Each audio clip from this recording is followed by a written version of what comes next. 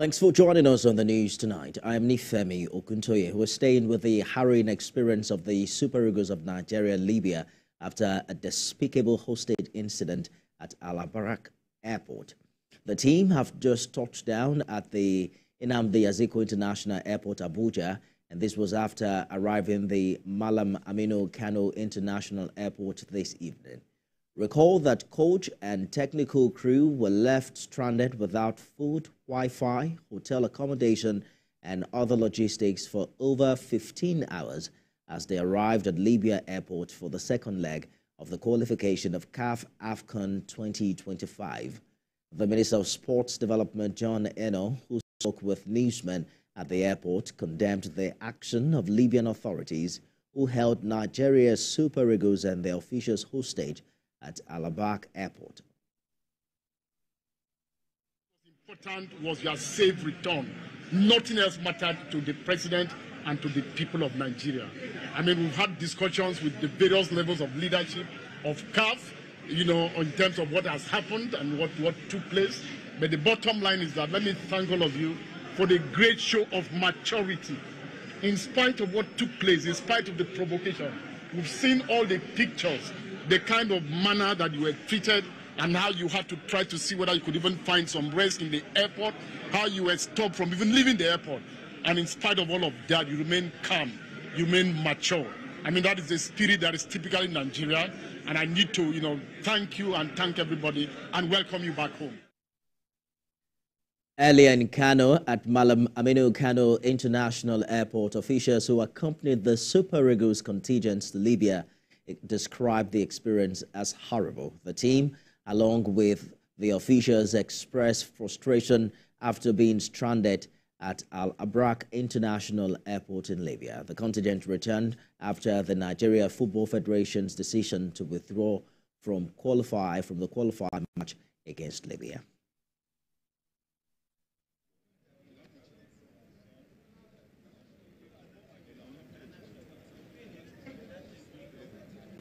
This is not the first time. The difference is happening to our country, which is a very big affront to the Nigerian nation. This, I never believe it will ever happen in this way. I mean, most North African teams derive joy in applying a kind of terrorism into football. Football is supposed to be a unifying factor to the world. I think CAF have to sanction the Libyan team and Libya FA. They need tough and stiff sanction, and that is the only way this will stop. Football unites. Football does not divide. Football is life. So they should not bring terrorism into football. This trip, I wouldn't say it was okay, but we thank God that we went and we came back. Also earlier, before the Super Eagles' departure from Libya, Minister of Foreign Affairs Yusuf Tuga said the delegation from the government and that of Libya are in talks over the incident. This is not the first time. The difference is... But suffice it to say that we have established contact with them. We've sent people from the mission to go there that are representing the mission. They are in touch with the delegation there.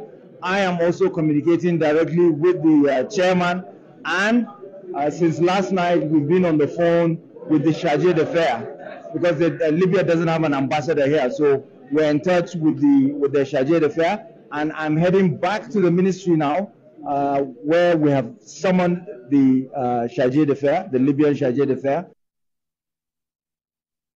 Meanwhile, the chairman and CEO, Nigerians and Diaspora Commission, Abaq has condemned the treatment meted out to the Super Eagles team by Libya authorities ahead of its second leg match slated for Tuesday in the country. Describing the action as despicable, Mrs. Dabra Erewa stated that traveling by road in Libya is most dangerous and totally not advisable because of the current situation in the country. She said the safety of Nigerian players is paramount to the country and was optimistic that the Ministry of Sports and the NFF will advise appropriately, while calling on CAF to take a serious action to avoid a repeat of such incident. Also, the former governor of Abia State, Senator Orji Uzor Kalu, has condemned the action of Libyan authorities. Senator Kalu called on CAF to sanction Libya for treating the Super Eagles with such disdain and disregard, believing that the strategy was to frustrate the Super Eagles and dissipate their enthusiasm ahead of the match. I spoke with them earlier on the news. This kind of situation had in the past happened to Enyimba Football Club of Aba, and I was with Enyimba on my plane landing in one of the countries, and they asked us to go to another airport. I protested, and this was in Egypt. I protested and argued with the pilots at the air traffic control, and we landed, and they said we had to go by road for about 5 hours. I said, we're not going to do that, otherwise we'll go back to Nigeria. What the Libyans have done is not acceptable by any means, and CAF disciplinary committee knows what to do.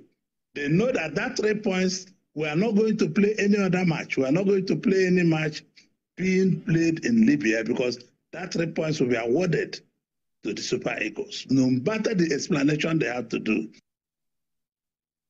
In the meantime, President Bola Tinubu has warmly welcomed the safe return of Super Eagles to Nigeria.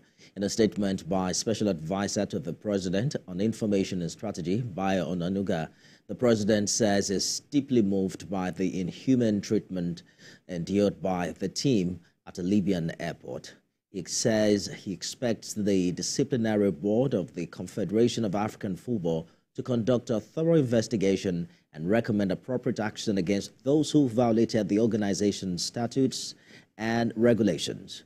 President Tinubu applauds the players for keeping their spirit alive despite the excruciating ordeal in Libya. Joining me now is a former Super Eagles goalkeeper, Dele Ayenuga. Mr. Ayenuga, thank you for joining us on the news tonight.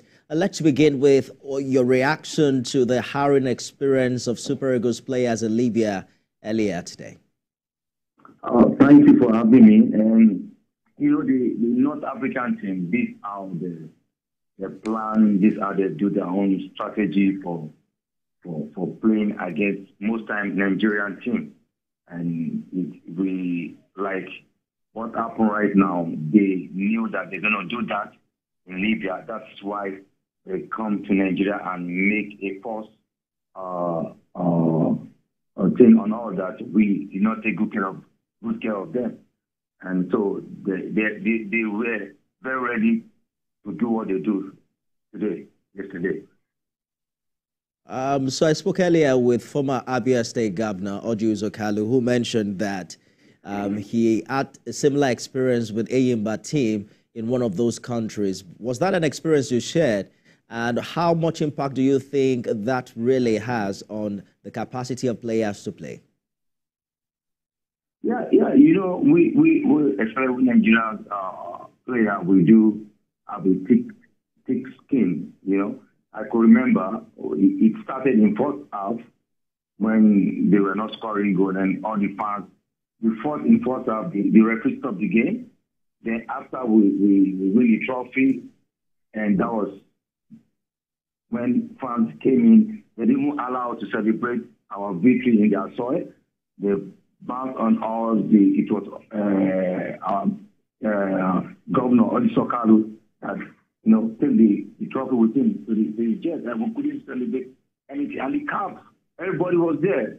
They couldn't do nothing. They couldn't protect us, and I think this has been going on and on and on. And I think CAF needs to speak this. Even recently with Kwara United, it happened when we traveled to go and play Morocco team.